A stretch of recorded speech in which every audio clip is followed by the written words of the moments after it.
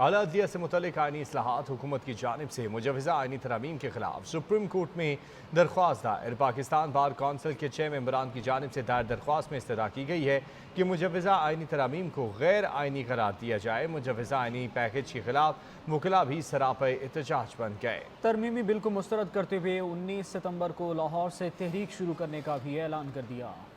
اعلیٰ عدلیہ سے متعلق آئینی ترمیم کا معاملہ پاکستان بار کونسل اور وکلاء تنظیمیں میدان میں کود پڑیں۔ سپریم کورٹ میں پاکستان بار کونسل ممبران عابد زبیری، شفقت محمود، شہاب سرکی، اشتیاق احمد خان، منیر کاکڑ اور دیگر وکلاء کی جانب سے آئینی ترمیم کے خلاف درخواست دائر کی گئی ہے، جس میں وفاق، چاروں صوبوں، قومی اسمبلی، سینٹ اور دیگر کو فریق بنایا گیا ہے۔ دائر درخواست میں کہا گیا ہے کہ مجوزہ آئینی ترمیم کو اختیارات کی تقسیم اور عدلیہ کی آزادی کے خلاف قرار دیتے ہوئے وفاقی حکومت کو آئینی ترمیم سے روکا جائے۔ عدلیہ کی آزادی، اختیارات، عدالتی امور کو مقدس قرار دیا جائے اور پارلیمنٹ اگر آئینی ترمیم کر لے تو صدر مملکت کو دستخط کرنے سے روکا جائے۔ اس سے قبل سپریم کورٹ کے باہر احتجاج کرتے ہوئے وکلاء نے مجوزہ آئینی پیکج کو مسترد کرنے کا اعلان کیا۔ سینئر وکیل Hamid Khan, supreme court bar کے نائب صدر عمر حیات سندھو اور شعیب شاہین ایڈوکیٹ نے خطاب کیا۔ مظاہرے سے خطاب میں مقررین نے کہا، سپریم کورٹ کے ہوتے ہوئے اور کسی عدالت کی ضرورت نہیں، متوازی عدالت کی ہرگز اجازت نہیں دیں گے۔